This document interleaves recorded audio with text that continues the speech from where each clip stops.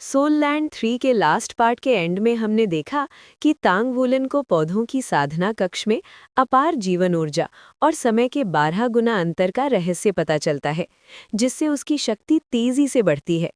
Battle hall के इस अनोखे वरदान से उसे हर सप्ताह अतिरिक्त समय मिलता है, जो उसे अपने भविष्य के लिए और भी मजबूत बनाता है। जब तांग वुलिन बैटल हॉल से निकलकर अपनी व्यस्त दिनचर्या में लौटा, तो उसने पहले वर्ष के अपने सहपाठियों के साथ जितनी तेजी से हो सके सीखने और आगे बढ़ने का संकल्प लिया। हालांकि वू झांगकोंग के लिए ये श्रेक अकेडमी में पढ़ाने का पहला वर्ष था, फिर भी शैनिये ने सारी शिक्षण जिम्मेदारी उन्हीं को सौंप दी थी। छात्र अब पहले से कहीं अधिक मेहनती हो गए थे, इसलिए उसे दखल देने की आवश्यकता नहीं पड़ती थी। दिनों के साथ उनका विकास देखते हुए उसके होठों पर संतोष भरी मुस्कान आ जाती थी। तांग वुलिन की टीम और रैंकर्स की टीम पूरे वर्ग में सबसे तेजी से आगे बढ़ रही थी। उनकी वर्तमान गति को देखते हुए इनका इनर कोर्ट में पहुंचना बिल्कुल संभव था। पलक झपकते ही आधा शैक्षणिक वर्ष बीत गया। एक दिन कक्षा समाप्त होने पर वू झांगकोंग ने कहा, तांग वुलिन, कक्षा के बाद मेरे कार्यालय आना। जी शिक्षक वू। पिछले कुछ महीनों में तांग वुलिन की लंबाई कुछ सेंटीमीटर बढ़ चुकी थी और अब वो लगभग 1.8 मीटर लंबा हो गया था। उसके चेहरे की बाल सुलभता लगभग समाप्त हो चुकी थी और उसकी तीखी सुंदर विशेषताएं उभर आई थी। बड़ी साफ आंखें और ऊंची नाक उसे और भी आकर्षक बनाती थी। यदि वो अभी नाबालिग ना होता तो उतनी ही लड़कियां उस पर मोहित होती जितनी वू झांगकोंग पर। अपने समवयस्कों के बीच वो पहले से ही एक राजकुमार जैसा था। कोई अंदाजा है शिक्षक वो तुम्हें क्यों बुला रहे हैं? शिएशिए ने कोहनी मारते हुए पूछा। तांग वुलिन ने कंधे उचका दिए। पता नहीं, जाकर देखूंगा। कार्यालय पहुंचने पर वू झांगकोंग ने उसे पास बुलाया और एक चांदी का कार्ड आगे बढ़ाया। ये लो। शिक्षक वू, ये किस लिए है? तुम्हारा मेका परमिट मंजूर हो गया है, इसे अपने मेका में डाल देना। चेक पॉइंट पर स्कैन होते ही तुम्हें अनुमति मिल जाएगी। अब तुम पूरे महाद्वीप में उड़ सकते हो। हाँ, तांग वुलिन की आंखें चमक उठी। लेकिन अभी धन्यवाद मत दो, वू झांगकोंग बोले। तुमने साल की शुरुआत में तीसरे वर्ष को चुनौती देने की बात की थी। मैंने एल्डर काई से अनुमति ले ली है, अब तुम तैयारी शुरू कर सकते हो। लेकिन ये सिर्फ प्रथम वर्ष बनाम तृतीय वर्ष नहीं होगा, दूसरा वर्ष भी तुम्हारे साथ होगा। प्रतियोगिता का प्रारूप क्या होगा? 3 एकल मुकाबले, एक द्विव्यक्ति मुकाबला और अंत में 7 बनाम 7 की लड़ाई। तांग वुलिन के दिल की धड़कन तेज हो गई। ये सबसे पारंपरिक और कठिन प्रारूप था। हमें प्रतिभागियों का चयन खुद करना होगा। हाँ, ताकत ही बोलेगी। तांग वुलिन सीधे यूएनएन युहुई के कमरे की ओर गया। दरवाज़ा खटखटाया। कौन? मैं, तांग वुलिन। दरवाज़ा खुला। तुम प्रतियोगिता के बारे में बात करने आए हो ना? हाँ। तो बताओ कौन कौन लड़ेगा? तांग वुलिन बोला। सीधे मुद्दे पर आते हैं। हम दोनों अपनी अपनी ओर से संभावित प्रतिभागियों के नाम बताएंगे।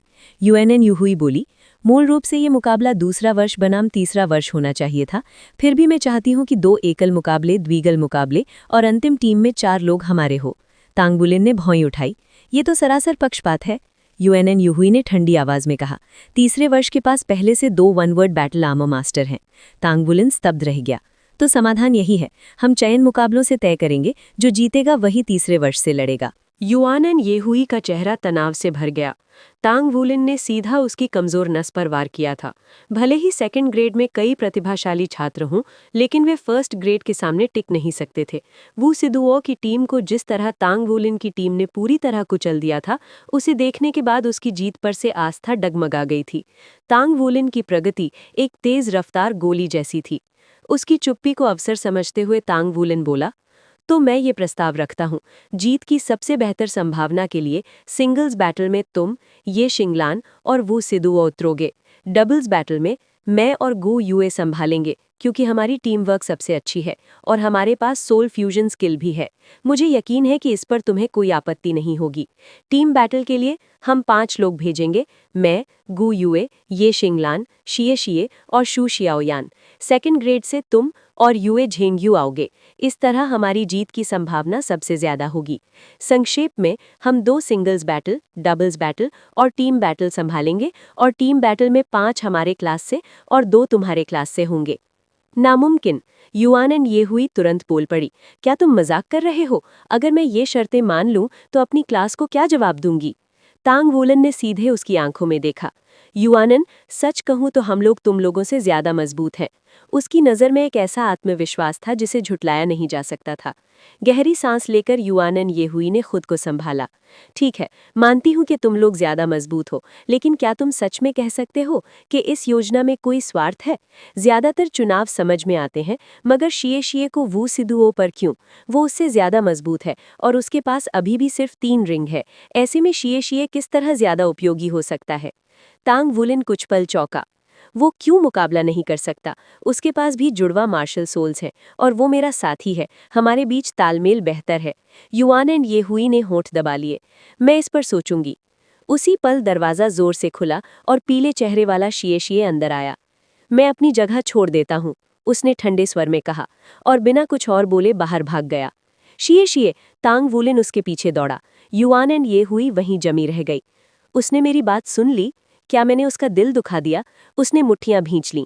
मैंने ऐसा क्यों कहा? कुछ देर बाद उसने खुद को संभाला और योजना अपनी क्लास के सामने रखी। चर्चा के बाद सब एक सहमति पर पहुंचे।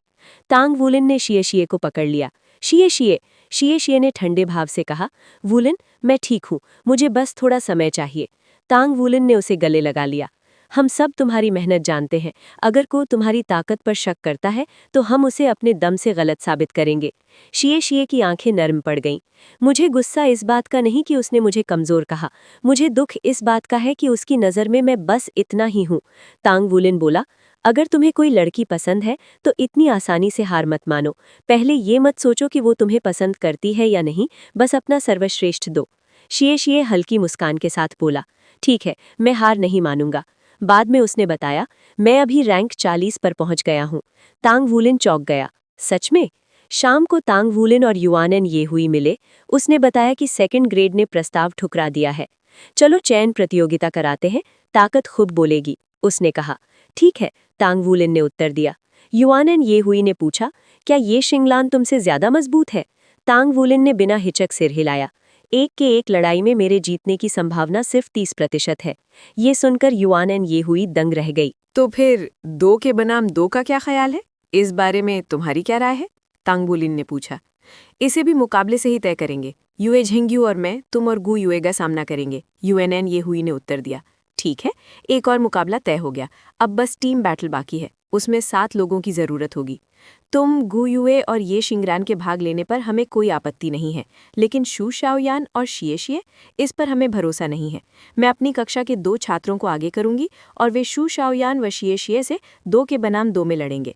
बेशक उनका सामना तुमसे या युए झेंग्यू से नहीं होगा। जो पक्ष जीतेगा वही टीम बैटल में हिस्सा लेगा। कैसा रहेगा?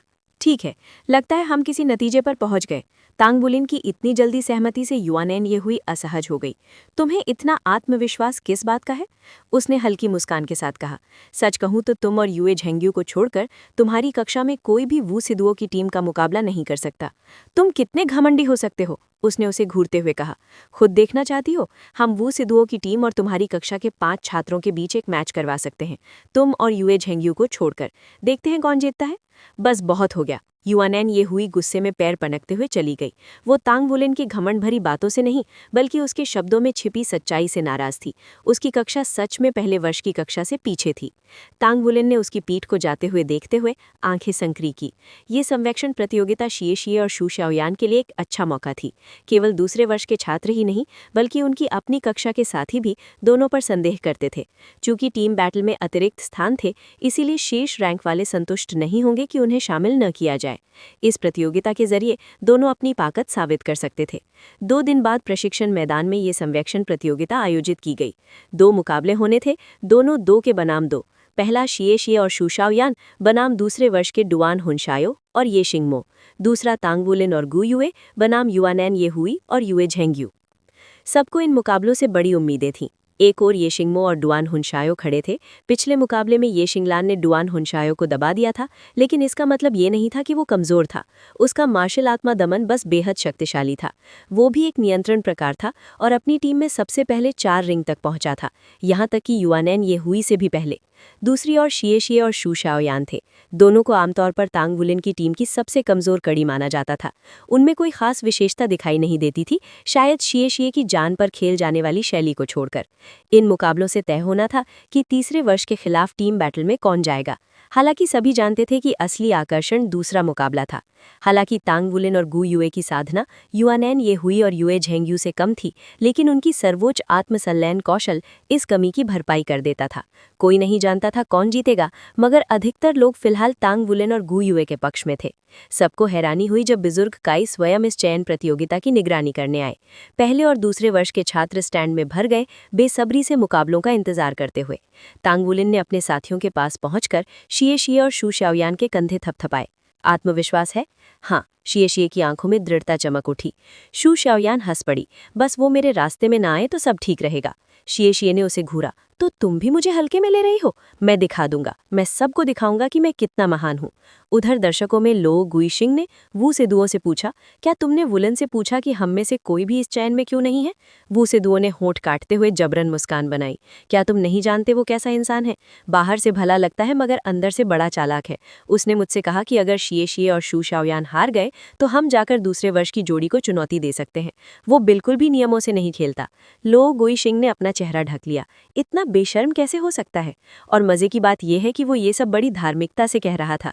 फिर बोला कि हम छोटे हैं, इसीलिए दूसरे वर्ष को हमें ये मौका देना चाहिए और ये बिल्कुल भी बेशर्मी नहीं है। अगर वे जीत गए तो? उसने कहा, तो हमें सोचना चाहिए कि क्या हम कोई ऐसी जोड़ी बना सकते हैं जो उन्हें हरा सके, जैसे तुम और शू युचचेंग।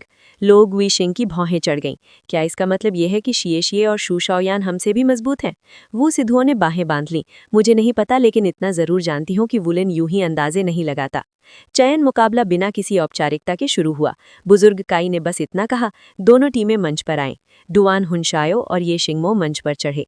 वे पहले से अधिक शांत थे, विशेष रूप से ये शिंगमो की आंखों में तीखापन था। फिर शिए शिए और शू शाओयान मंच पर आए। किसी कारण से युआनैन ये हुई के पेट में अजीब सा एहसास हुआ। शिए शिए के गुस्से में चले जाने के बाद से वो बेचैन थी, मगर उसका घमंड उसे माफी मांगने नहीं देता था। उसने सोचा था कि वो फिर उसके सामने नहीं आएगा, लेकिन हर सुबह उसे उसके होने के निशान मिलते। साफ जमीन और पानी से भरा कटोरा। धीरे धीरे उसे उसकी सच्चाई समझ आने लगी। मंच पर दोनों पक्ष आमने सामने खड़े थे। बुजुर्ग काई बोले, मेरे निर्णय अंतिम होंगे, शुरू करो। शिए शिए तुरंत आगे बढ़ा। हवा की लकीर उसके पीछे छूट गई। उसकी लाइट ड्रैगन डैगर पहले ही हाथ में थी। वो बेहद तेज था। सभी के मन में यही विचार आया। जैसे ही वो रुका, उसने अपना कंजर ऊपर उठाया। उसकी आत्मा शक्ति भड़क उठी। तभी सबने उसके आत्मा छल्ले देखे, 2 पीले और 2 बैंगनी। स्टैंड में बैठे वू सिदुओ, लो गुइशिंग और शू युचचेंग का दिल थोड़ा सा बैठ गया। आत्मा शक्ति में वे शिए शिए से पीछे रह गए थे। एकमात्र राहत ये थी कि शू शाओयान के पास अभी 3 आत्मा छल्ले थे जब उसने अपना स्टार स्टाफ बुलाया। जी शिए ने ये शिंगमो की तलवार की गति को भांप लिया। चमकते तारों की रोशनी से लिपटी वह तलवार सीधी उसी की ओर बढ़ रही थी। ऐन वक्त पर उसने पर्पल डेमन आइज सक्रिय किया और अपने प्रतिद्वंदी को स्तब्ध कर दिया। उसी क्षणिक मौके में जी शिए ने वहीं खड़े खड़े अपने खंजर से वार किया। उसके शरीर से प्रभुत्वशाली आभा फैल गई और उसका खंजर सूर्य की तरह इंद्रधनुषी चमक बिखेरते हुए पूरे अखाड़े को रोशनी से नहला गया। ये शिंगमो की आंखें सिकुड़ गईं। ये क्या पावर बाइट है? पावर बाइट कोई प्राकृतिक आत्मा कौशल नहीं था, बल्कि मनुष्यों द्वारा स्वर्ग को चुनौती देने के लिए विकसित किया गया एक कौशल था। क्या पावर बाइट का खोया हुआ माना जाता है? फिर इसे ये कैसे जानता है? पीछे से बांसुरी की स्पष्ट तान गूंजी। नियंत्रण प्रकार के रूप में डुआन हुनशियाओ के पास पावर बाइट को काउंटर करने की क्षमता थी, लेकिन इससे पहले कि वो हस्तक्षेप कर पाता, उसके पैरों के नीचे तारों की रोशनी खिल उठी और उसका शरीर अकड़ गया। उसके भीतर आत्मा शक्ति का प्रवाह जबरन बाधित हो गया। ये शिंगमो का वार हवा चीरता हुआ आगे बढ़ा, लेकिन कुछ भी नहीं लगा। उसने अपने अगले पैर पर घूमते हुए संतुलन संभाला और फिर से जी शिए की ओर झपटा। उसे जी शिए को पावर बाइट पूरा करने से रोकना ही था। तलवार जी शिए को भेदने ही वाली थी कि उसकी आकृति झिलमिला गई और वो गायब हो गया। ये शिंगमो की आंखें फैल गईं, तभी एक धुंधला साया उसके पास से गुजर गया। जी शिए का पावर बाइट पूरा हो चुका था। उसका खंजर दहाड़ उठा और वो रोशनी की एक लकीर बनकर सीधे डुआन हुनशियाओ की ओर उड़ गया। अभी अभी तारों की जंजीरों से मुक्त हुआ डुआन हुनशियाओ बचाव की स्थिति में नहीं था। ऊपर देखने पर उसे बस एक चमक दिखाई दी। क्लैंग! डुआन हुनशियाओ की बांसुरी 2 टुकड़ों में टूट गई और उसकी गर्दन से रक्त की एक लाल रेखा उभरी। क्या हुआ? जी शिए केवल एक प्रकाश रेखा था। पलक झपकने ही उसने खून बहा दिया। आंखों के कोने से डुआन हुनशियाओ ने देखा कि वो तेज रोशनी धीरे धीरे शांत हो रही थी। एल्डर काई ने हाथ हिलाया और एक प्रकाश किरण डुआन हुनशियाओ को मंच से बाहर ले गई। इसमें कोई संदेह नहीं था कि दूसरे वर्ष का सबसे शक्तिशाली नियंत्रण प्रकार समाप्त हो चुका था। जी शिए ने एक शानदार वन हिट नॉकआउट दिखाया। यहां तक कि एल्डर काई भी अपनी स्वीकृति में सिर हिलाए बिना नहीं रह सकी। युआन एन ये हुई अविश्वास से देख रही थी। वो डुआन हुनशियाओ की शक्ति जानती थी, खासकर जब वो ये शिंगमो के साथ था। फिर भी जी शिए ने उसे पल भर में हरा दिया। उसने जी शिए की आंखों की एक झलक देखी, ऐसी नज़र जैसी उसने पहले कभी नहीं देखी थी। उनमें घूमता दृढ़ निश्चय इतना तीव्र था कि उसकी रीढ़ में सिहरन दौड़ गई। ये शिंगमो मुड़ा और ठीक समय पर देखा कि डुआन हुनशियाओ प्रकाश में गायब हो गया और जी शिए अदृश्य हो गया। उसने अपनी तलवार कसकर पकड़ी, जो रोशनी से चमक उठी। अब उसके भी 4 रिंग हैं। तारों की रोशनी खिल उठी और पूरा मंच ढक गया। नुकीले किनारों वाले असंख्य तारक कण ये शिंगमो के चारों ओर इकट्ठे हो गए और फिर शूशियाओ यान की ओर झपट पड़े। ये शिंगमो का चौथा आत्मा कौशल था, स्वॉर्ड स्टार रेन। ये बड़े क्षेत्र को घेरने वाला हमला था और फुर्ती प्रकार के लिए एकदम सही काउंटर। अब उसके पास यही विकल्प था कि वो विरोधी की नियंत्रण प्रकार को समाप्त करे। खतरा शूशियाओ यान की ओर बढ़ रहा था, लेकिन जी शिए कहीं दिखाई नहीं दे रहा था। एक भूत की तरह वो हर एक तारक कण से बचता चला गया। उसी समय शूशियाओ यान की दूसरी आत्मा अंगुली चमकी, स्टारलाइट रिवर्सल। सुनहरी रोशनी ने उसे घेर लिया और तारों का एक दर्पण बन गया। स्थिर हो चुकी तारों की वर्षा वापस ये शिंगमो की ओर मुड़ गई।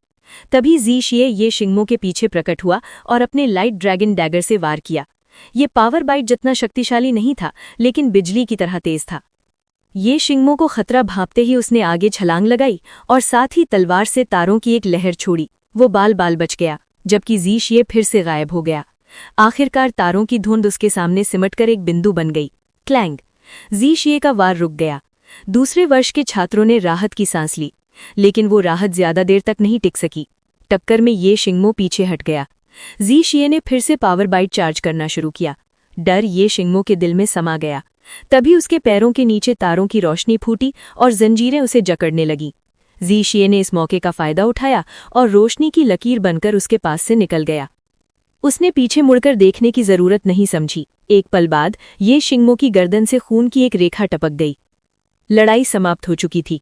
शूशियाओ यान मुस्कुराई और जी शिए के साथ हाई फाइव किया। जीत हासिल हुई। कब से शिए इतना ताकतवर हो गया? और शूशियाओ यान की नियंत्रण क्षमता भी। उसने तो पूरी तरह से डुआन हुनशियाओ को काउंटर कर दिया। ये शिंगमो को तो आखिर में खड़े रहने तक का मौका नहीं मिला। बिना किसी शानदार कॉम्बो के इस्तेमाल किए शिए और शूशियाओ यान ने सीधी ताकत से दबदबा बनाते हुए जबरदस्त जीत हासिल कर ली। जब दर्शक बने प्रथम वर्ष के छात्र होश में आए तो पूरा स्टेडियम तालियों की गड़गड़ाहट से गूंज उठा। केवल 5 लोग खामोश थे, रैंकर्स। क्या तुम उसे आमने सामने हरा सकते हो? लुओ गुइशिंग ने सु यूचैंग से पूछा। पता नहीं, सु यूचैंग बोला और उसकी हमेशा रहने वाली अकड़ अब कमजोर पड़ चुकी थी। युआनिन ये हुई द्वितीय वर्ष के छात्रों के बीच स्तब्ध खड़ी थी। मुकाबले से पहले शिए ने जो जलती हुई नज़र उसकी ओर डाली थी, वो अब भी उसके दिमाग में गहराई से अंकित थी। क्या मैं अब भी तुम्हारे लायक नहीं हूँ? वो उसकी प्रगति से इनकार नहीं कर सकती थी, उसकी ताकत से। शिए ने पूरे युद्ध की लय अपने हाथ में रखी और अपनी मार्शल सोल्स की पहले से कहीं ज्यादा गहरी समझ दिखाई। वो अब अपने पुराने स्वरूप से बिल्कुल अलग था। तांग वुलिन की चमक के कारण शिए और शूशियाओ यान अक्सर उसकी छाया में दबे रहते थे, लेकिन इसका मतलब ये नहीं था कि वो कमजोर थे। वे सभी टीम के बराबर खड़े थे, हर एक असाधारण प्रतिभा। शूशियाओ यान इतनी ताकतवर कब हो गई? युआनिन येहुई ने उसे पहले कभी स्टारलाइट रिफ्लेक्शन इस्तेमाल करते नहीं देखा था। कोई आश्चर्य नहीं, तांग वुलिन इतना आत्मविश्वासी था। वे मेरी सोच से कहीं ज्यादा मजबूत है। द्वितीय वर्ष के छात्रों के चेहरे पीले पड़ चुके थे। पूरा मैच 1 मिनट से भी कम समय में खत्म हो गया था। डुआन हुनशियाओ को तो कोई सोल स्किल इस्तेमाल करने तक का मौका नहीं मिला। ये पूरी तरह एक तरफा हार थी। दूसरा मुकाबला तांग वुलिन और गु युए बनाम युआनिन येहुई और युए ज़ियांगज़ेंग। दोनों जोड़े मंच पर आए। स्टैंड्स फिर से खामोश हो गए। अगर पिछला मुकाबला औसत प्रतिभाओं के बीच था, तो ये मुकाबला शिखर स्तर की ताकतों के बीच था। युए ज़ियांगज़ेंग मुस्कुराया। वुलिन, आज सोल फ्यूजन स्किल इस्तेमाल मत करना, वो बहुत नाइंसाफी होगी और अगली प्रतियोगिता के लिए भी तुम कमज़ोर पड़ जाओगे। ठीक है, हम इस्तेमाल नहीं करेंगे। तांग वुलिन के जवाब ने युए जियांगज़ेंग को चौंका दिया। पक्का वादा? युए जियांगज़ेंग ने पूछा। तांग वुलिन मुस्कुराया। अगर डर लगता है तो अभी हार मान लो। हमारे पास 4 रिंग है, तुम्हारे पास 3, हमें डर क्यों लगेगा? बकवास बंद करो, मुकाबला शुरू। एल्डर काई गरजे। दोनों टीमों ने अपनी मार्शल सोल्स बुला लीं। युआनिन येहुई और युए जियांगज़ेंग के 4 बैंगनी रिंग चमक उठे। तांग वुलिन के 4 और गू युए के 3 बैंगनी रिंग प्रकट हुए। युआनिन येहुई दहाड़ी। तीसरी सोल स्किल, डायमंड टाइटन। तांग वुलिन सीधे गोल्डन ड्रैगन किंग की शक्ति पर गया। पहली सोल रिंग सक्रिय, गोल्डन ड्रैगन बॉडी। उसके शरीर पर सुनहरे स्केल्स उभर आए। दोनों ने एक साथ हमला किया। गू युए की चौथी सोल रिंग चमक उठी। चौथी सोल स्किल, एलिमेंटल स्टाफ। 7 रंगों की रोशनी से एक स्टाफ प्रकट हुआ। हवा, आग, बिजली, प्रकाश, सारे तत्व बेकाबू हो उठे। गू युए ने स्टाफ उठाया, हरा प्रकाश चमका, भयंकर बवंडर उठा। सुनहरा प्रकाश चमका, युए जियांगज़ेंग के भीतर से प्रकाश तत्व खींचने लगे। ये कैसी क्षमता है? तांग वुलिन उसके सामने ढाल बनकर खड़ा रहा। फिर उसने दहाड़ लगाई। Golden dragon shocks the heavens. युआनिन येहुई ने डेविल टाइटन एक्टिवेट किया। भयंकर टक्कर हुई। पहले जहां तांग वुलिन उड़ जाता था, अब वो केवल कुछ कदम पीछे हटा, जबकि युआनिन येहुई जमीन पर गिर पड़ी। गू युए की नीली आग युए जियांगज़ेंग की ओर लपकी, जिससे वो पीछे हटने पर मजबूर हो गया। युआनिन येहुई ने अपना fallen angel martial soul activate किया। अंधकार फैल गया। तांग वुलिन ने ब्लू सिल्वर गोल्डन एरे छोड़ा। एक विशाल सुनहरा वृत्त चमका। जहां जहां वो फैला, अंधकार मिट गया। Elemental stripping. Blue silver golden array ने अपने आसपास से प्रकाश और अंधकार को अलग कर दिया था, लेकिन वो अरीना में फैले अंधकार को पूरी तरह मिटा नहीं सका। वो केवल तांग वुलिन और गू युए के लिए एक सुरक्षित क्षेत्र बना पाया। गू युए ने अपनी छड़ी ऊपर उठाई। उसके सिरे पर जड़ा रत्न तेज सुनहरी रोशनी से चमक उठा और प्रकाश विस्फोट की तरह चारों ओर फैल गया, जो एरे की ओर दौड़ते हुए बढ़ते अंधकार को पीछे धकेलने लगा। जैसे जैसे काली धुंध पतली होती गई, युआनिन येहुई और युए झेंग्यू के शरीर दिखाई देने लगे। युए झेंग्यू के हाथ में चमकती हुई पवित्र तलवार थी, जबकि युआनिन येहुई की दानवी तलवार से काला आभामंडल निकल रहा था। दोनों ने अपनी तलवारें सिर के ऊपर उठाईं और आकाश को भेदते हुए जोरदार गर्जना की। उनके पीछे 5 मीटर ऊंचे तत्वीय प्रेत प्रकट हो गए। अंधकार और प्रकाश उनके पंखों के साथ बाहर की ओर फूट पड़े। दोनों आभाएं एक दूसरे से असंगत थीं, जैसे आग और पानी, और एक दूसरे पर हावी होने के लिए संघर्ष कर रही थीं। ये युआनिन येहुई की तीसरी आत्मा कौशल फॉलन एंजल डिसेंस और युए झेंग्यू की चौथी आत्मा कौशल होली एंजल डिसेंस थी। उन्होंने पहले कर्टन ऑफ डार्कनेस का उपयोग करके खुद को चरम स्थिति तक सशक्त करने के लिए समय खरीदा था। दोनों ने तांग वुलिन की ओर देखा और तलवारें नीचे की ओर झटकीं। सोने और बैंगनी रंग की ऊर्जा किरणें तलवारों से निकलकर तांग वुलिन की ओर बढ़ीं। पास पहुंचते ही दोनों किरणें आपस में मिली और जोरदार विस्फोट हुआ। अराजक ऊर्जा टकराकर तेज आंधी बन गई, जो तांग वुलिन की ओर लपकी। ये हमला युआनिन येहुई की गहन योजना का परिणाम था। तांग वुलिन और गू युए के डिवाइन ट्रांसफॉर्मेशन से हारने के बाद उसने उन्हें हराने का तरीका खोजा और युए झेंग्यू के साथ अनुसंधान शुरू किया। सामान्य परिस्थितियों में प्रकाश और अंधकार एक दूसरे को अस्वीकार करते हैं, लेकिन उनकी तलवारें शुद्ध प्रकाश और शुद्ध अंधकार का संघनित रूप थीं। जब तक वे आपस में नहीं छूती, उनमें बहुत कम हस्तक्षेप होता था।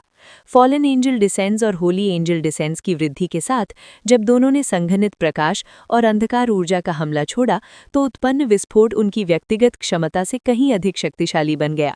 आज पहली बार उन्होंने इस संयोजन हमले का प्रयोग किया। इतना अधिक तत्वीय ऊर्जा एक साथ होने पर ब्लू सिल्वर गोल्डन एरे भी इसे पूरी तरह नहीं रोक सका। ये हमला अजेय था। युआनिन येहुई की आंखों में उम्मीद चमक उठी। आओ, अपनी आत्मा संलयन तकनीक इस्तेमाल करो, इसके बिना तुम ये सहन नहीं कर सकते। उसने निष्कर्ष निकाला था कि तांग वुलिन और गू युए का डिवाइन ट्रांसफॉर्मेशन ज्यादा देर तक कायम नहीं रह सकता। वो उन्हें जल्दी इसका उपयोग करने पर मजबूर करना चाहती थी, फिर समय खींचकर दोबारा यही हमला कर उन्हें पराजित करना चाहती थी। लेकिन विस्फोट तांग वुलिन तक पहुंचने से पहले उसकी शल्ख दर्पण की तरह चमक उठी। वो गू युए के सामने खड़ा हो गया और बाहें फैला दी। पूरा हमला खुद पर झेल लिया। तांग वुलिन को लगा जैसे उसका शरीर चीर दिया जा रहा हो। प्रकाश और अंधकार की ऊर्जा उन्मत्त होकर टकरा रही थी। गोल्डन ड्रैगन टायरेंट बॉडी उसे उसकी सीमा से 3 गुना तक सहन करने देती थी, फिर भी ये उसकी कल्पना से परे था। मुझे सहना ही होगा, मैं पीछे नहीं हट सकता। गु युए मेरे पीछे है। उसका दाहिना हाथ रोशनी में ढक गया और दस्ताना बन गया। फिर उसकी छाती पर कवच उभर आया। 2 वॉर आर्मर भागों की शक्ति से वो टिक पाया। धीरे धीरे ऊर्जा शांत हुई, धूल छटी।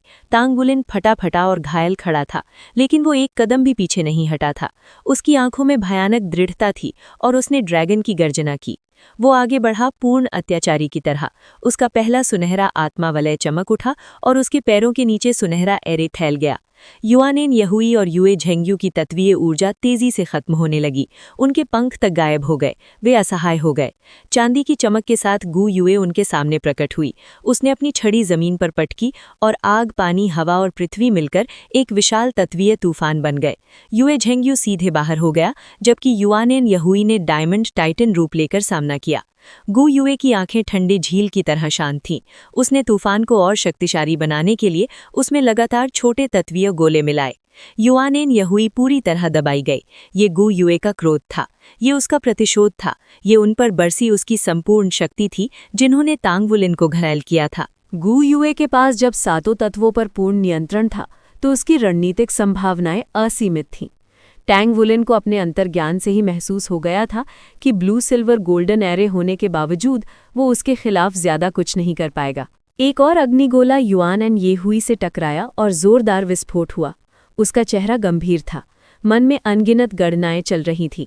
उसने अधिक थकाने वाले डेविल टाइटन की जगह टाइटन स्ट्रेंथ और डायमंड टाइटन का उपयोग करके इस तत्वीय तूफान का सामना किया। छोड़ो सब कुछ, अब पूरी ताकत झोंक दूंगी। असल में युआनेन येहुई जानती थी कि हार तय है। जिस क्षण टैंग वुलिन प्रकाश और अंधकार की संयुक्त तलवार तकनीक से सुरक्षित निकल आया, उसी क्षण अंत की शुरुआत हो चुकी थी। लेकिन वो अभी हार नहीं मान सकती थी।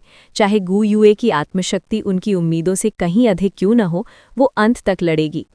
अगर वो गु युए की आत्मशक्ति को खत्म होने तक रोक सके तो उसे टैंग वुलिन के साथ एक पर एक लड़ाई का मौका मिल सकता था, और उसके घावों को देखते हुए उसके पास पलटवार करने की बस एक हल्की सी उम्मीद बचती। युआनेन येहुई को भरोसा था कि उसकी आत्मशक्ति गु युए से अधिक है। उसके पास जुड़वा मार्शल सोल थे और उसका स्तर भी ऊंचा था। वो रैंक 43 पर थी। रैंक 40 के बाद प्रगति बहुत कठिन हो जाती है और गु युए ने हाल ही में ब्रेक थ्रू किया था, इसलिए वो अधिकतम रैंक 41 ही हो सकती थी। उसे यकीन था कि गु युए द्वारा बार बार स्टाफ का उपयोग उसकी आत्मशक्ति को तेजी से खप्त कर रहा होगा। लेकिन एक के बाद एक तत्वीय ऊर्जा के गोले उस पर बरसते रहे। युआनेन येहुई ने दांत भींचे और दर्जनों हमले सह लिए। उसकी आत्मशक्ति इतनी देर तक कैसे टिक रही है? ये असंभव है। मंच पर एल्डर काई पहले से ही मौजूद थी, जरूरत पड़ने पर हस्तक्षेप करने के लिए। वो स्थिति को भली भांति समझ रही थी। सच ये था कि गु युए की आत्मशक्ति युआनेन येहुई से कम थी, लेकिन उसका मार्शल सोल तत्वों को नियंत्रित करता था। तत्वों को नियंत्रित करने में केवल आत्मशक्ति ही नहीं बल्कि आध्यात्मिक शक्ति भी आवश्यक थी, और वास्तव में वही अधिक महत्वपूर्ण थी। गु युए की आध्यात्मिक शक्ति उसकी आत्मशक्ति से भी अधिक थी और युआनेन येहुई से कहीं आगे। एक और आग का गोला टकराया। युआनेन येहुई लड़खड़ाई पर पीछे नहीं हटी। अगर मैं और पीछे गई तो मंच से बाहर हो जाऊंगी। उसने गुर्राते हुए अपनी चौथी आत्मा कौशल डेविल टाइटन सक्रिय कर दी। घूमती हुई प्रचंड आभा के साथ उसने एक बर्फ के गोले को मुक्के से चकनाचूर कर दिया और हवा के विस्फोटों से हमलों को रोकने लगी। तभी उसने देखा कि टैंग वुलिन मुस्कुराते हुए गु युए की ओर बढ़ रहा है। अब काफी है, टैंग वुलिन ने कहा और गु युए के कंधे पर हाथ रखा। गु युए का स्टाफ मंद पड़ गया और उसने चुपचाप हमला रोक दिया। युआनेन येहुई हाँफने लगी, उसका शरीर कांप रहा था। वो टैंग वुलिन की ओर देखी और फिर मंच से कूद पड़ी। उसने हार स्वीकार कर ली। पहली कक्षा के छात्र खुशी से झूम उठे। अब किसी को संदेह नहीं रह गया था, ये एक पूर्ण और निर्विवाद जीत थी। गु युए ने चिंता से पूछा, तुम ठीक हो? टैंग वुलिन ने मुस्कुराते हुए कहा, थोड़ा दर्द हुआ लेकिन मैं ठीक हूँ। युए झन दौड़ता हुआ आया। वुलिन, वो कौन सी शानदार तकनीक थी? टैंग वुलिन ने हंसकर कहा, अगर तुम एक ग्रेड पीछे रह जाओ तो बता दूंगा। युए झंग हक्का बक्का रह गया। अगली प्रतियोगिता के लिए टीमें तय हो गई। 5 सप्ताह बाद मुकाबला होगा। 2 बार हारने के बाद युवानन ये हुई पहले से अधिक दृढ़ हो गई थी। वो तीसरी हार सहन नहीं कर सकती थी। वहीं गु युए रास्ते भर टैंग बुलिन को चिंतित नजरों से देखती रही। तुम सच में ठीक हो? बिल्कुल। कल छुट्टी है, स्पिरिट पगोड़ा चलोगी? हाँ। मैं हेवन ड्यू सिटी जा रहा हूँ, तुम चलोगी? मैं चलूंगी। टैंग बुलिन का दिल खुशी से भर गया। अब वो गु युए के साथ आसमान में उड़ने वाला था। शाम के समय तांगवुलिन हमेशा की तरह एक विशेष साधना कक्ष किराए पर लेकर अंदर गया। वो कक्ष के बीचों बीच पद्मासन में बैठ गया और प्रकृति के साथ तालमेल बिठाते हुए ध्यान लगाने लगा। एक हल्की नीली आभा उसके चारों ओर फैल गई और जमीन से ब्लू सिल्वर घास निकलकर हवा में धीरे धीरे लहराने लगी। ब्लू सिल्वर घास के साथ ही गोल्ड सॉन्ग भी बाहर आया। उसके शरीर से भी नीली चमक निकल रही थी। वो पहले से कहीं बड़ा हो चुका था, लगभग 1.5 मीटर लंबा। हालांकि उसका शरीर अब भी पतला था, लेकिन उसमें अपार शक्ति छिपी हुई महसूस होती थी। ये तांगवुलिन का इकलौता स्पिरिट सोल था, जो शुरू से ही उसके साथ था। जैसे जैसे तांगवुलिन मजबूत होता गया, वैसे वैसे गोल्ड सॉन्ग भी बढ़ता गया। उसे गोल्डन ड्रैगन किंग की शक्ति का लाभ मिला था, वरना वो इस हद तक विकसित नहीं हो पाता। एक तरह से उसने गोल्डन ड्रैगन किंग की रक्त रेखा भी विरासत में पाई थी। असल में तांगवुलिन की असली प्रगति के लिए उसकी आत्मा शक्ति और आत्मा वलय सोल रिंग्स उतने महत्वपूर्ण नहीं थे। सबसे जरूरी था उसकी रक्त रेखा की पूरी क्षमता को खोलना। हर एक सील टूटने पर वो गोल्डन ड्रैगन किंग की और अधिक शक्ति को नियंत्रित कर पाता था और उस शक्ति का कुछ हिस्सा गोल्ड सॉन्ग में भी चला जाता था। चौथी सील टूटने के बाद तांगवुलिन इस बात को पहले से कहीं बेहतर समझने लगा था। गोल्ड सॉन्ग सिर्फ शारीरिक रूप से ही नहीं बढ़ा था, बल्कि उनके बीच का संबंध भी और गहरा हो गया था। अब वे एक मूलभूत स्तर पर एक दूसरे से संवाद कर सकते थे। स्पिरिट सोल केवल अपने स्वामी की मार्शल सोल को सशक्त करने तक सीमित नहीं होते, बल्कि वे आत्मा शक्ति उधार लेकर भौतिक रूप में प्रकट भी हो सकते हैं और साथ मिलकर लड़ सकते हैं। चौथी सील के बाद गोल्ड सॉन्ग का परिवर्तन चौंकाने वाला था। उसके द्वारा दिए गए सभी सोल स्किल्स के प्रभाव 50% तक बढ़ गए थे और उसे एक ब्लड लाइन स्किल भी मिला था। ये स्किल ठीक वैसा ही था जैसा तांगवुलिन का गोल्डन ड्रैगन बॉडी, जो पल भर में उसकी शारीरिक क्षमताओं को कई गुना बढ़ा देता था। फर्क सिर्फ इतना था कि गोल्ड सॉन्ग ये शक्ति अपने ही रक्तसार से लेता था और खत्म हो जाने पर उसे फिर से तांगवुलिन की ऊर्जा अवशोषित करनी पड़ती थी। चौथी सील के बाद तांगवुलिन की भूख और बढ़ गई थी और इसका एक कारण गोल्ड सॉन्ग की बढ़ी हुई मांग भी थी। इसलिए ये स्वाभाविक था कि गोल्ड सॉन्ग अपनी पतली देह को तांगवुलिन के चारों ओर लपेट ले, उसकी आत्मा शक्ति और रक्तसार को सोखते हुए। वो पूरी तरह निश्चिंत था। उसका सिर हल्के से तांगवुलिन की जांघों पर टिका हुआ था। इस सांप में ठंडेपन का कोई भाव नहीं था। उसकी आंखों में कोमलता और अपनापन झलक रहा था, मानो वो अपने माता पिता से सटकर बैठा हो। तांगवुलिन ने गहरी सांस ली। उसकी छाती ऊपर उठी। लहराती घास स्थिर हो गई। अगले ही पल वो घास सोने की तरह चमक उठी, बिल्कुल गोल्ड सॉन्ग जैसी। गोल्डन ड्रैगन किंग के प्रभाव से उसकी ब्लू सिल्वर घास विकसित हो रही थी। हर सील के साथ वो और मोटी, घनी और अधिक प्रभुत्वजाली बनती जा रही थी। गोल्डन ड्रैगन किंग की राजसी आभा विरासत में पाकर तांगवुलिन की ब्लू सिल्वर घास अब अन्य निम्न स्तरीय पौधा प्रकार की मार्शल सोल्स पर प्रभुत्व जमा सकती थी। वो ब्लू सिल्वर घास का राजा बन रहा था। लगभग 1 मिनट तक सांस रोके रखने के बाद तांगवुलिन ने धीरे से सांस छोड़ी और फिर वही प्रक्रिया दोहराई, मिस्टीरियस हेवन मेथड के अनुसार अंदर और बाहर। कुछ देर बाद उसने आंखें खोली और अपनी ब्लू सिल्वर घास को वापस बुला लिया।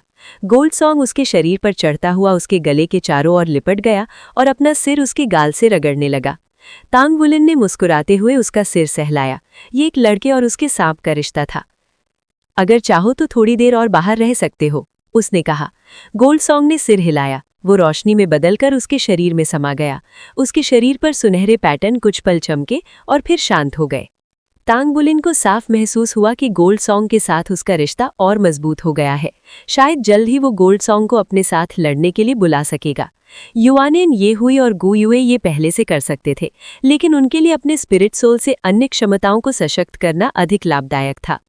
किसी सोल मास्टर को अपने स्पिरिट सोल के साथ लड़ने के लिए 2 शर्तें पूरी करनी होती थीं। पहला, उसके पास कम से कम 4 सोल रिंग्स हो, ताकि स्पिरिट सोल की बुद्धि स्वायत्त रूप से कार्य कर सके। दूसरा, स्पिरिट सोल कम से कम 1000 साल का हो, वरना वो युद्ध के लिए पर्याप्त मजबूत नहीं होता। स्पिरिट सोल को सही ढंग से पालने के लिए शक्तिशाली रक्तरेखा, विशाल आत्मा शक्ति और मजबूत आत्मिक शक्ति चाहिए। इन तीनों में तांगवुलिन पूरी तरह योग्य था। प्रकृति की ऊर्जा को महसूस करते हुए तांग वुलिन की आंखों में चमक आ गई। उसने हथेलियां जोड़ लीं। चारों ओर की हवा मुड़ने लगी। ब्लू सिल्वर घास हर दिशा में फैल गई और उस पर सुनहरी चमक और तराजू जैसे पैटर्न उभर आए। तीसरी कक्षा के खिलाफ मुकाबला कैसा होगा ये नहीं जानता, लेकिन मैं पूरी कोशिश करूंगा। और हाँ, उसे मेका चलाकर हेवेनडाउ सिटी भी जाना था। ये उसका पहला मेका सफर होगा और गु युए भी उसके साथ होगी। ये लगभग एक डेट जैसा था। दिन की साधना पूरी करने के बाद तांग वुलिन ने पर्पल आइज का अभ्यास किया और वर्किंग स्टूडेंट डॉर्मेट्री लौट आया। सुबह का समय था।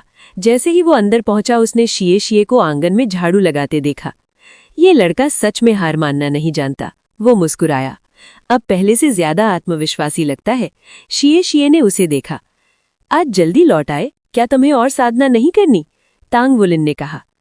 मैं बाद में हेवेनडाउ सिटी जा रहा हूँ, कुछ चाहिए तो बता देना। शिए ने सिर हिलाया। मुझे कुछ नहीं चाहिए। तांग वुलिन लड़कियों के कमरे की ओर गया और दरवाजा खटखटाया। जू शियाओयान ने दरवाजा खोला। कैप्टन, इतनी सुबह? तांग वुलिन ने कहा। मैं गु युए को ढूंढ रहा हूँ। अंदर से आवाज आई। मैं आ रही हूँ। कुछ पल बाद गु युए बाहर आई। उसकी काले बालों की पोनीटेल, सफेद पोशाक और सौम्य आभा देखकर तांग वुलिन स्तब्ध रह गया। तुम आज बहुत सुंदर लग रही हो, वो हकलाया। गु युए शर्मा गई। नाश्ता किया? तांग वुलिन ने कहा। नहीं, पहले तुमसे मिलने आया, फिर टैंग सेक्ट चलेंगे। शिए चिल्लाया। ओह, डेट पर जा रहे हो? गु युए ने घूरते हुए कहा। झाड़ू लगाते रहो। शिए तुरंत चुप हो गया।